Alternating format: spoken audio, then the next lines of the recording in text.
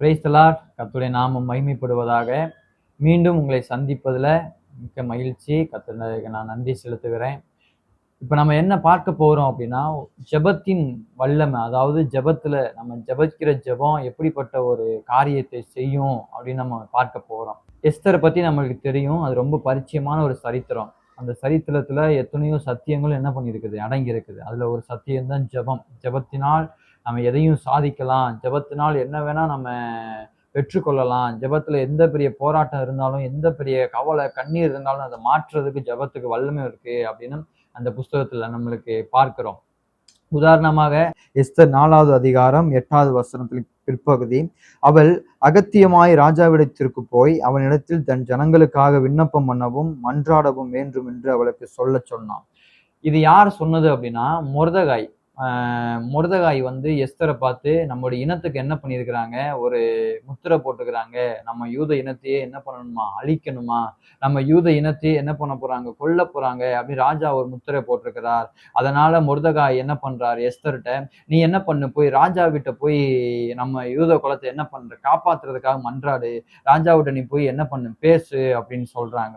இந்த வேளையில் நம்ம என்ன கற்றுக்கொள்ள வேண்டும் அப்படின்னா, மொர்தெகாய் என்ன பண்றான் அப்படின்னா, எஸ்தரை நம்ப ஆரம்பிச்சிடறாங்க. எஸ்தர் நீ என்ன பண்ற, ராஜாத்தியா இருக்க, நீ ராஜாத்தியா இருக்கிறதுனால நீ ஈஸியா என்ன பண்ணினா, ராஜாவிட்ட போய் பேசிடலாம். நீ அப்படி ராஜாட்ட பேசினா ராஜா நமக்கு யூத குலத்தை என்ன பண்ணலாம், காப்பாத்துறதுக்கு ராஜா வழி செய்வார் அப்படின்னு மொர்தெகாய் நினைத்து எஸ்தரிடம் சொல்லுகிறார். ஆனா அதுக்கு எஸ்தர் என்ன சொன்னாங்க அப்படின்னு நம்ம பார்க்கறது மிக முக்கியமான காரியம். அதை நான் வாசிக்கிறேன். அதே 4வது அதிகாரம் 16வது வசனம், நீ போய் சூசானில் இருக்கிற யூதரை எல்லாம் கூடி வரச் செய்து 3 நாள் அல்லும் பகலும் புசியாமலும் குடியாமலும் இருந்து எனக்காக உபவாசம் பண்ணுங்கள், நானும் என் தாதிமாரும் உபவாசம் பண்ணுவோம். இவ்விதமாக சட்டத்தை மீறி ராஜாவிடத்தில் பிரவேசிப்பேன், நான் செத்தாலும் சாகிறேன் என்று சொல்ல சொன்னார்.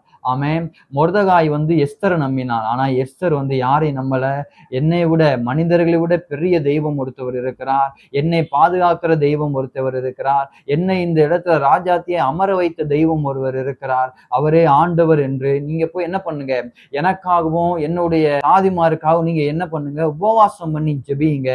நீங்க உபவாசம் பண்ணி ஜெபிக்கும் பொழுது நான் என்ன பண்ணுவேன், ராஜாவிடத்துல போய் பிரவேசிப்பேன் அப்படின்னு.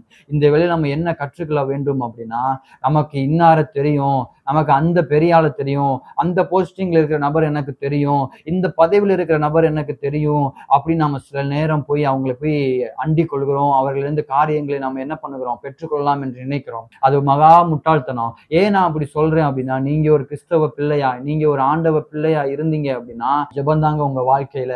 எப்படி இந்த எஸ்தர் மொர்தெகாய் சொன்னதை கேட்காம, எனக்கு ஒருத்தவர் தெரியும், என்னை விட பெரியவர் ஒருத்தர் இருக்கிறார், அவர் மகா பெரியவர், அவர் வல்லமை உள்ளவர், அவர் பராக்கிரமசாலி, அவர் அனைத்தையும் செய்து முடிக்கிறவர் என்கின்ற ஒரு அந்த எண்ணத்துக்கு எஸ்தர் இருந்தது போல இந்த வேளை நாமும் அப்படி இருக்கணுங்க. நமக்கு யாரை வேணா தெரியலாங்க, எந்த பதவியில் இருக்கிற வேணா நம்ம தெரியலாம், ஆனா ஜெபம் இல்லாம நம்மளால ஒன்றும் செய்ய முடியாது. நம்ம அன்பான கர்த்தருடைய பிள்ளைகளே, நீங்க இயேசுவை ஏற்றுக்கொண்ட, இயேசுவை தன்னுடைய சொந்த இரட்சகராக ஏற்றுக்கொண்ட பிள்ளைகளாக இருப்பீர்களானால் நீங்கள் மனிதரை நம்பாதீங்க, உங்க ஜெபத்தை நீங்க என்ன பண்ணுங்க, நம்புங்க. உங்க ஜெபம் தான் உங்கள் வாழ்க்கையில் அடுத்த நிலைமைக்கு கொண்டு போகும். உங்க ஜெபந்தான் உங்க இனத்தை பாதுகாக்கிறதா இருக்கும். உங்க ஜெபந்தான் உங்கள் கண்ணீர்களை துடைக்க ஒரு ஆயுதமா இருக்கும். நீங்கள் ஜெபிக்க ஜெபிக்க தேவனிடம் இருந்து பெரிய ஆசீர்வாதங்களையும் பெரிய ஒரு வல்லமையும் பெற்றுக்கொண்டு சாத்தானுக்கும் உங்களை எதிர்த்து நிற்கிற எதிரிகளுக்கும் நீங்கள் எதிர்த்து நிற்கிற அவர் ஜெபத்தின் மூலம் உங்களுக்கு பலனளிக்க வல்லமை உள்ளவராய் இருக்கிறார்.